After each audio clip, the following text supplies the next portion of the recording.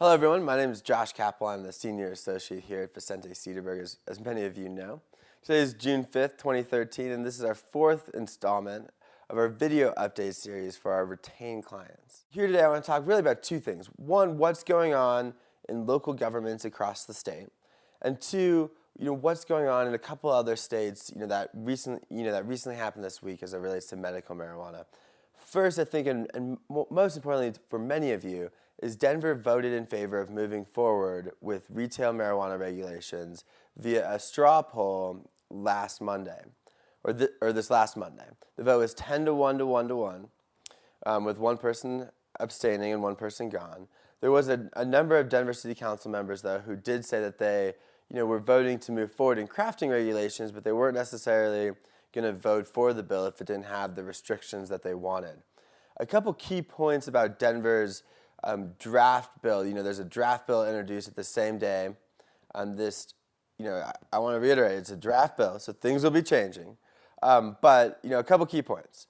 The draft bill proposes a 3-year transition period for only licensed medical marijuana businesses to transition up until 2016 into retail marijuana businesses. There is an exception for those who don't have a license yet, who had an application in with the state by December 10th, 2012.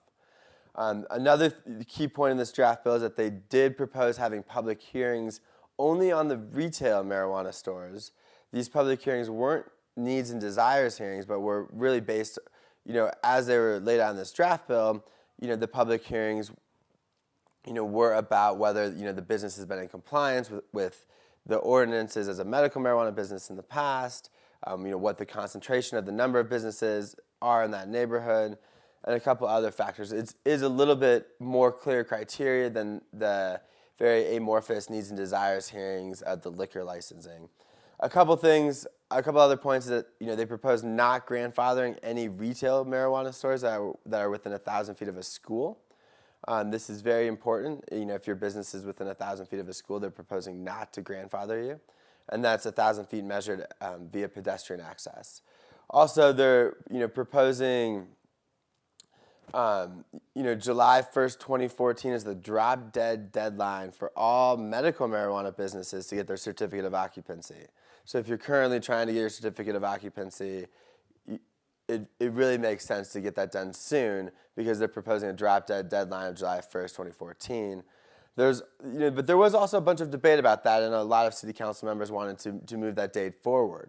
Also, there's a lot of debate over the dual premise question, whether Denver was going to allow dual premises.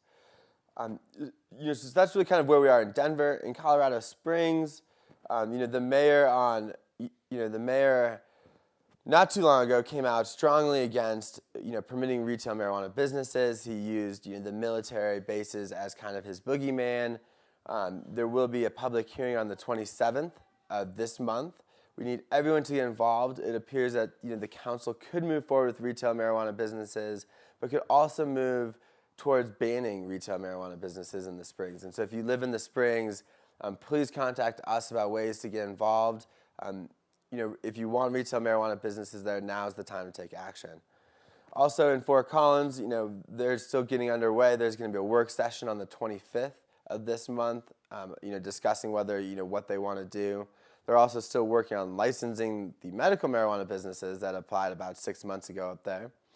Aurora recently enacted a 1-year moratorium until May 2014. It does look like that they're going to be putting together regulations in Aurora. We'll see, though. I think it's going to require still a heavy lobbying effort. And then Lakewood, another big community, is really just starting to take up this issue now. And so if you live in Lakewood and would like to get involved in crafting that strategy, making sure Lakewood gets involved in retail marijuana businesses, please contact us.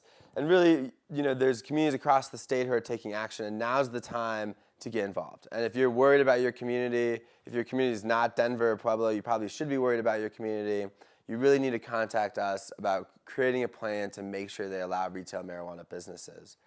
A couple other key things that happened this week that I just want to bring to everyone's attention is we saw Nevada pass a medical marijuana regulatory bill. It hasn't been signed by the governor yet, but this bill allows around 60 retail marijuana dispensaries. Also, allows for reciprocity, so people with medical marijuana cards in Colorado and California would be able to go to Nevada or Las Vegas and obtain the medicine that they need. Also, New Illinois, the bill is still pending with the governor. We're waiting for the governor to sign that bill, and New Hampshire is moving forward as well. Their bill passed the Senate, but they're going into a conference committee, before they send it on to the governor's desk. And finally, and most importantly, next Thursday, June 13th, we'll be having our firm party at our lovely new office at 5 p.m. We hope to see everybody there. If you have any questions about that or haven't RSVP'd yet, please contact Gabby, and I will see you all there. Thank you.